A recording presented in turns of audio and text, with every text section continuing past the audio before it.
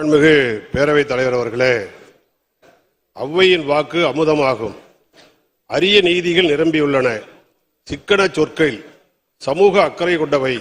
சிரஞ்சீவியாக வாழ்ந்தவர், கவி பாடியவர், உள்ளம் உண்மை மொழி ஆகியவற்றில் உயர்ந்தவர், அறம்பொருள் இன்பம் வீடு எனும் நான்கும் புரிந்தவர், ஆத்திச்சூடி கொன்றைவேந்தன் நல்வழி மூதுரை ஞானக்குரல் விநாயகர் அகவல் 4 கோடி பாடல்கள். முதல் பாகம் சங்ககால ஔவையார், 2ஆம் பாகம் இடைக்கால ஔவையார், 3ஆம் பாகம் 273 பாடல்கள் பள்ளி சிறார்களுக்காகவே பாடியிருக்கிறார். பேரவைத் தலைவர் அவர்களே, வேதாரண்யம் தொகுதி துளசியாப்பட்டினம் கிராமத்தில் கோவில் உள்ளது. தமிழ்நாட்டில் கேள்விக்கு கவனிக்க அமைச்சருக்கு டிஸ்டர்ப் இல்லாம இருந்தா நல்லது. வேதாரண்யம் தொகுதி துளசியாப்பட்டினம் கிராமத்தில், எனது தொகுதியில், தமிழ்நாட்டிலேயே ஔவைக்கு கோவில் இருக்கிற ஒரே ஊர். ஔவையின் புகழுக்கு புகழ் சேர்க்கும் வகையில் ஆண்டுதோறும் அரசு விழா நடைபெற்று வருகிறது. 13 கோடியில் ஔவைக்கு மணிமண்டபம் கட்டும் பணி நடைபெற்று வருகிறது. எனவே ஔவையின் அறிவு களஞ்சியம் அமைக்கும் பணியை மாண்புமிகு அமைச்சர் அவர்கள் மறுபரிசீலனை செய்வாரா என்பதை தங்கள் மூலம் அறிய விரும்புகிறேன். மாண்புமிகு அமைச்சர் அவர்கள். மாண்புமிகு பேரவைத் தலைவர் அவர்களே, மிகப்பெரிய வாழ்வியல் தத்துவங்களை மிகவும் எளிய முறையில் ஒருவரி கவிதைகளாக புனைந்து மனதில் ஆழமாக பதியும் வண்ணம் ஆத்திச்சுவடி என்னும் பெயரில் அறநெறிகளை அற்புதமாக படைத்தளித்தவர் ஔவையார் என்பதில் யாருக்கும் சந்தேகம் இருக்க வாய்ப்பில்லை. எனவே மாண்புமிகு உறுப்பினர் அவர்கள் நீண்ட விளக்கங்களையும் தந்திருக்கின்றார்கள். எதிர்காலத்தில் நிதி நிலைமைக்கேற்ப மாண்புமிகு முதலமைச்சருடைய கவனத்திற்கு எடுத்து சென்று அது குறித்து அரசு பரிசீலிக்கிறது. மாண்புமிகு உறுப்பினர் OS மணியன். மாண்புமிகு பேரவைத் தலைவர் அவர்களே, இதுல நிதி இழப்போ இல்ல நிதி தேவையோ ஒன்றுமே இல்லை. 13 கோடிக்கு மணிமண்டபம் கட்டப்பட்டு வருகிறது. அதில் புத்தகங்கள் வைத்தால் போதும், அவ்வளவுதான். எனவே இதுல நிதி பற்றாக்குறை என்கிற பிரச்சனையே எழவில்லை என்பதை மாண்புமிகு பேரவைத் தலைவர் வாயிலாக தெரிவித்துக் கொள்ள விரும்புகிறேன். அது மட்டுமல்ல, ஔவையாரை பொறுத்தவரை அவர் அருளிய பாடல்கள் அனைத்தும் பொருள் புரிந்தவை, நேரடியாக எவரும் படித்து தெரிந்து கொள்ளக்கூடியவை, பொருள் தேட வேண்டிய அவசியமே இல்லை. பாருங்கள், அறம் செய்ய விரும்பு, ஆறுவது சினம், இயல்வது கரவேல், ஈவது விலகேல், உடையது விளம்பேல், ஊக்கமது கைவிடேல், எண் இழுத்து இகழேல், ஏற்பது இகழ்ச்சி.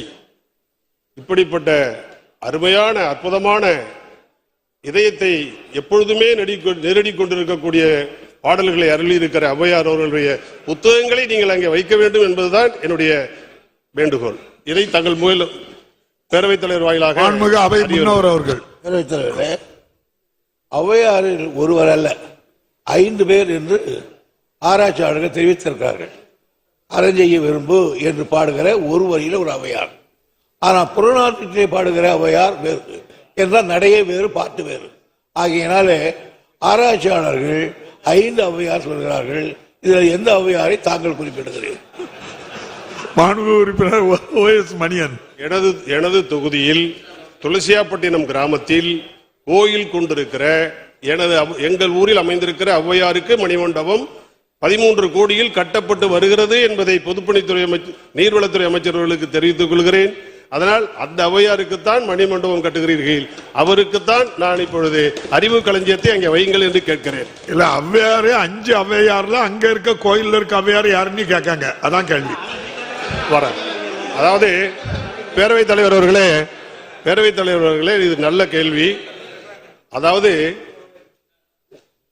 ஒரு காலத்தில் பாடல்கள் பாடியவர்களை, கவி எழுதியவர்களை எல்லாம் புலவர்கள் என்று அழைத்தார்கள். அது ஆண்பாளுக்கு உரிய சொல். ஆனால் பெண்பாளுக்கு உரியவர்கள், பெண்கள் அவர்கள் இதுபோல பாடல்களை பாடினால், கவி எழுதினால், சிறந்தவர்களாக இருந்தால், மதிக்கப்பட்டவர்களாக இருந்தால் அவர்கள் எல்லோரையுமே ஔவையார் என்றுதான் அழைத்திருப்பதாக சொல்லப்படுகிறது. மாண்புமிகு அமைச்சர் அவர்கள். அவை முன்னவர் அவர்கள். அவை முன்னவர். நம்ம வீட்டுல வயசான ஆயார் கூப்பிடுற மாதிரி. மாண்புமிகு அமைச்சர். மாண்புமிகு நிதித்துறை அமைச்சர் அவர்கள். பேரவைத் தலைவர் அவர்களே, இதுவரை எல்லோரும் ஔவையார் என்றுதான் நினைத்துக் கொண்டிருந்தோம். இப்போதுதான் ஔவை யார் என்பது அதுவே ஒரு கேள்விக்குறியாக நம்முடைய மாண்புமிகு அமைச்சர் அவர்களும் இன்றைக்கு விவாதத்துக்கு உருவாக்கி இருக்கிறார்கள். ஔவையார் என்பது ஒரு குறியீடாக கூட எடுத்துக்கொள்ளலாம்.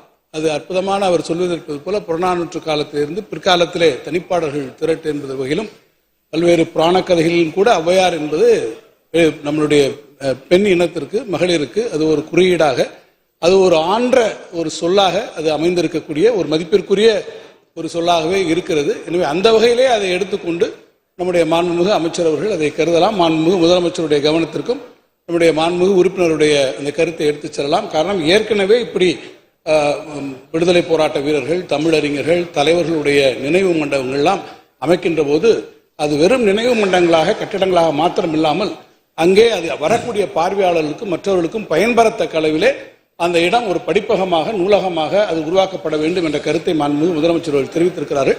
எனவே அங்கே ஒரு அறிவு களஞ்சியம் உருவாக வேண்டும் என்பது ஒரு பொருத்தமான காரியம். மாண்புமிகு முதலமைச்சருடைய கவனத்திற்கு நிச்சயமாக எடுத்துச் செல்வதற்கு நாங்களும் நம்முடைய மாண்புமிகு துறை அமைச்சர் அவர்கள் நிச்சயமாக அதை செய்வோம் என்று சொல்லுவோம். மாண்புமிகு அமைச்சர் அவர்கள். மாண்புமிகு பேரவைத் தலைவர் அவர்களே, என்னுடைய பாதி சுமையை குறித்த மாண்புமிகு நிதி அமைச்சர் அவர்களுக்கு நன்றியை தெரிவித்துக் கொள்கிறேன். எதிர்காலத்தில் நம்முடைய மாண்புமிகு உறுப்பினர் சொன்ன கருத்துக்களை நிச்சயமாக பரிசீலித்து மாண்புமிகு முதலமைச்சரோடு நானும் மாண்புமிகு நிதியமைச்சரும் கலந்து பேசி அவருடைய கோரிக்கை நிறைவேறுவதற்கு தொடர்ந்து பரிசீலிப்போம். விநாயகன் 46 மாண்புமிகு உறுப்பினர் VP நாகைமாலி, மாண்புமிகு